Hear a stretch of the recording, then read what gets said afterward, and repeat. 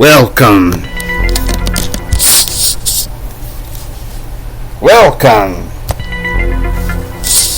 Here we are with Frontline News with Brent Clark. Ladies and gentlemen, Brent Clark. Now this is just a warning, guys. He is kind of impersonating a voice of, I guess we might say, West Texas journalism. So here we go. Good evening, guys. I should have reported this sooner, but we're going to go ahead and do this anyway. Now, we're going to start in the Washington Times. Now, I have to say this Biden thing. It's funny how one of the front page pictures on the Washington Times says, Biden to coddle terrorists. We will hunt you down. And it's something how he's drawing more attention to himself. The real torture and terrorism is on those small towns outside of Kabul. So that's where the media attention is.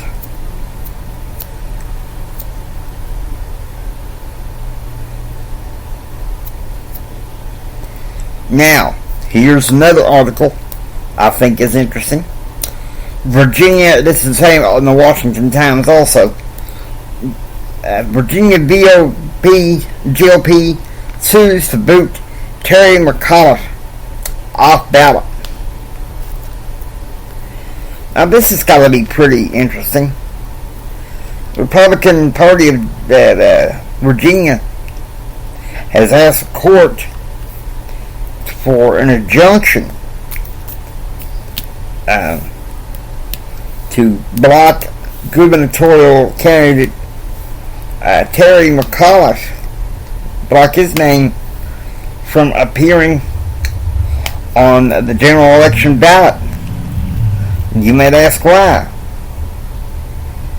Well, it's a 20-page lawsuit. Actually, we call those pleadings, right, Jimmy? Yes. And it's been filed in the Circuit Court of Richmond. It argued that McAuliffe did not himself sign the declaration of candidacy. I gotta say, shady stuff. Shady stuff, right? Now, this ain't where we have a bunch of rhetoric on either side of the aisle. The request I have from Jimmy is to support the news and just the news. Now, let's march over to the Federalist paper.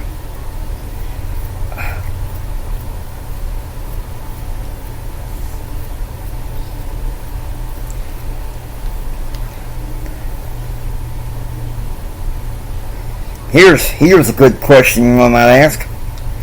Should conservatives care about spending when the culture is crumbling? Now, I gotta find out who wrote this.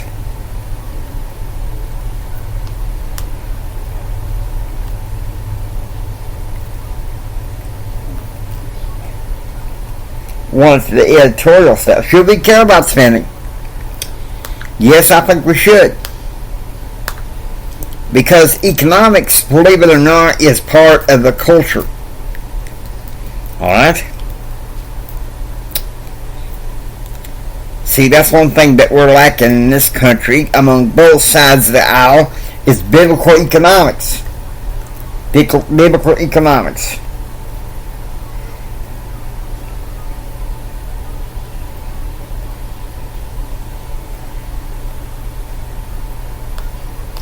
Alright?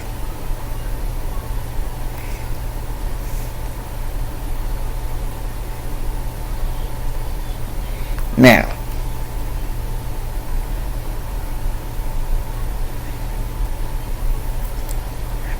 You've heard enough from the Federalists.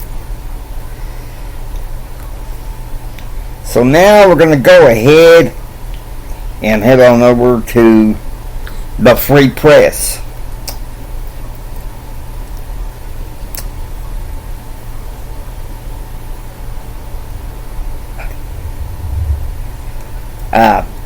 Biden blames Trump. Harris cancels Newsom rally. ISIS claims responsibility. Let me tell you something. Every president that we've had in this century, and somewhat then before, from Bill Clinton on up to Biden, has blamed their predecessor. Let me tell you something. Stop. Whatever happened to President, men like Harry Truman, and onward on up to the 92 election, the presidents who said the buck stops here. Here's one. U.S. Senator Rubio, colleagues demand counterterrorism plan for Biden. That should be pretty interesting, how that happens. Here's a statement by Trump on Thursday on the loss of life of service troops, members, and civilians. I gotta say, Biden shouldn't have executed such a wimpy withdrawal and gone with a better exit strategy. Okay? And here's one. ATF comment deadline looms on stabilizing race rule. SAF offers strategy. When we got a bureaucratic agency that opens up a window, sometimes it can be a problem. Now, let's go ahead and go to another one.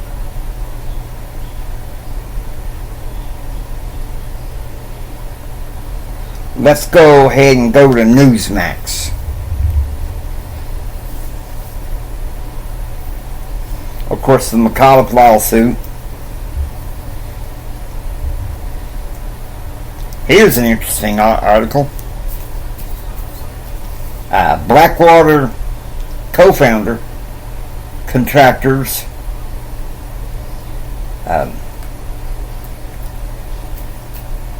rescued Biden in 2008. And you think about this. It just seems like to me Biden is having more foot and mouth disease. And I'm not saying that there ain't some people on the Republican side that probably got that. Here's something. McCarthy wants lawmakers back in session to delay U.S. Afghan withdrawal. Well, I gotta say, Kevin McCarthy is in the right there. This is exigent circumstances. We should have already been back in session with Congress. Alright? We should have already been there. Now,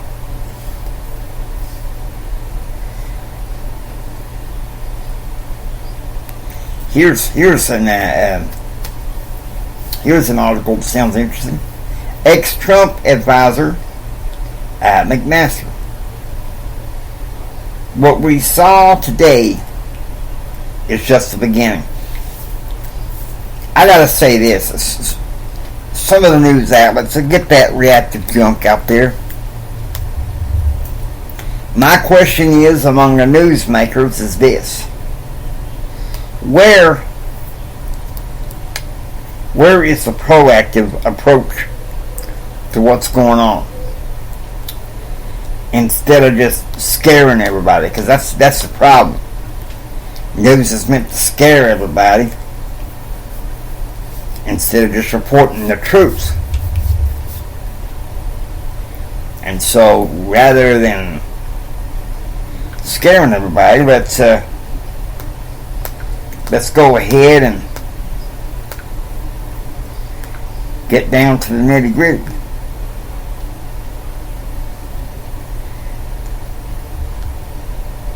We're going to go over to the New York Post.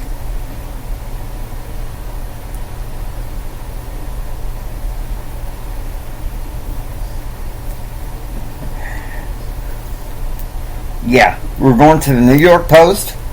See if we can find something pretty interesting.